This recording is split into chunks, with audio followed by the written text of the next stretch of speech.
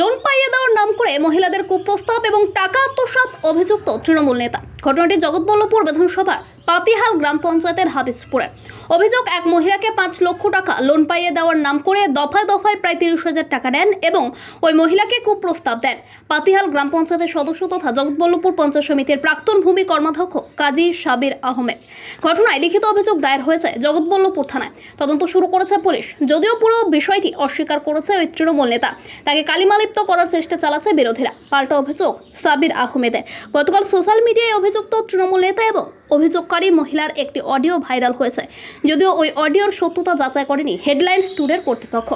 Viral audio শোনা যাচ্ছে ওই মহিলাকে কুপ্রস্তাব দিচ্ছেন ওই তৃণমূল নেতা। এই ঘটনাকে ঘিরে শোরগোল পড়ে গিয়েছে এলাকায়। মহিলার অভিযোগ, লোন পাইয়ে দেওয়ার নাম করে বেশ কয়েক দফায় তার থেকে প্রায় 30,000 টাকা নেন অভিযুক্ত তৃণমূল নেতা এবং পাশাপাশি ওই মহিলাকে তার শয্যা সঙ্গিনী হওয়ার আহ্বান জানান ওই তৃণমূল নেতা। যদিও সমস্ত অভিযোগটাই অস্বীকার করেছেন পাতিহাল পঞ্চায়েতের সদস্য সাবির আহমেদ, তার পাল্টা অভিযোগ চক্রান্ত করে এলাকায় তাকে বদনাম করার চেষ্টা চালাচ্ছে বিরোধীরা। এরকম আমি তোকে লোন করে দেবো, তা আমি বলছিলাম যে না তুমি করাতে পারো, বলে হ্যাঁ আমি করে দেবো 5 লক্ষ টাকার লোন। তারপর আমি বললাম তাহলে কী করতে হবে, বললো তোকে পয়সা দিতে হবে, ঠিক আছে। তা আমি 6,000, 2,000, 5,000 করে 30,000 টাকা মোট দিয়েছি। আমি পয়সা চাইছি, বলছে না হবে না পয়সা, ঠিক আছে। তারপর মামাকে নিয়ে গেছি, তা নাই হোক করে মামাকে থানায় ঢুকিয়েছে একটা মেয়েকে সেজছে 2বার পরে। তা এখন বলছে তোকে আমি 1 লাখ টাকা দিচ্ছি, এই কেসটা তুলে নে। তা আমি বলছি না, টাকা লোক আমি বিচার চাই। টাকার দাবিটা কে করছে? টাকার দাবি মানে আমি বলেছিলাম আমার 30,000 টাকাটা আমার ফেরত দিয়ে দাও, তোমাকে লোন করে দিতে হবে না, ঠিক আছে। তা ও বলছে না আমি টাকা দেবো নি। তখন বলে যা তোরা যা পারিস করে লে আমার, ঠিক আছে। শেখ সাবির, কাজী সাবির। কাজী সাবির কি করেন? উনি কে? উনি ওইখান ঘরের পঞ্চায়েত বর্তমান। হ্যাঁ। আর বিগত দিনে কি ছিল?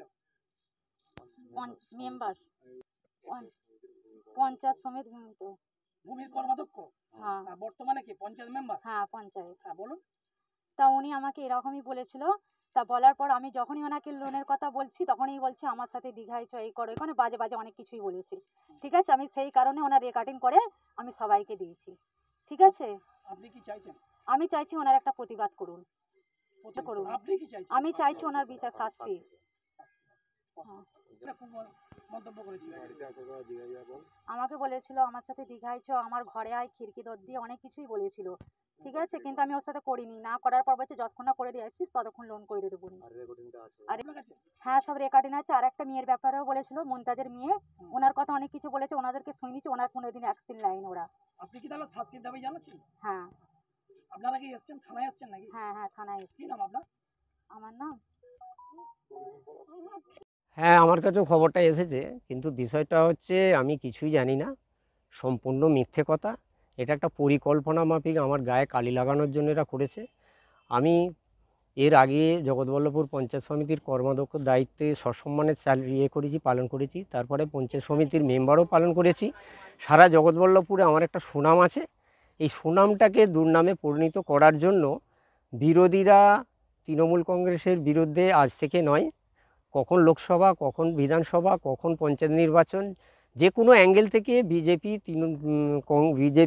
সিপিএম এবং আইএসএফ তিনজনে একত্রে হয়ে ভোট ভাগাভাগির খেলা করে নিজেরা জয়লাভ করার জন্য এই পরিকল্পনা করে আমার গায়ে গালি লাগানোর জন্য এটা করেছে। শুধু তো এই মহিলা, একাধিক মহিলা আপনার বিরুদ্ধে অভিযোগ করেছে। দেখুন, একটা অভিযোগ যখন আসে সবাই অভিযোগ করার সুযোগ পায়।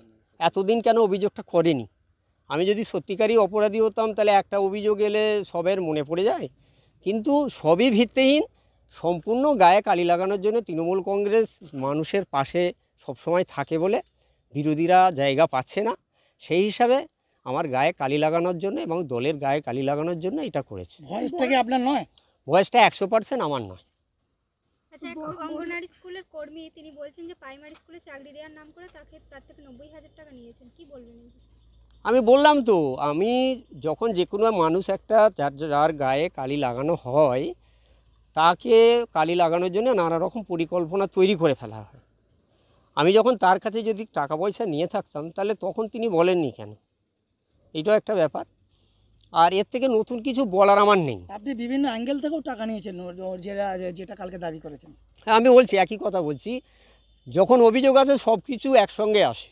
আপনি কি বলছেন? আপনি নির্দোষ? আমি সম্পূর্ণ নির্দোষ। আর এইটা গায়ে কালি লাগানোর জন্য ওরা করেছে। আপনি কোন কোন পঞ্চায়েতের প্রতিনিধি? আমি জগৎবল্লভপুর পাতিয়াল। পাতিয়াল অঞ্চলের পঞ্চায়েত সদস্য এখন, আপনার নাম? কাজী আব্দুল সাদিক। দলের কানেও এসছে, দল বিষয়টার উপর নজর রাখছে। ঘটনা সত্য প্রমাণিত হলে দল যথাযথভাবে ব্যবস্থা নেবে।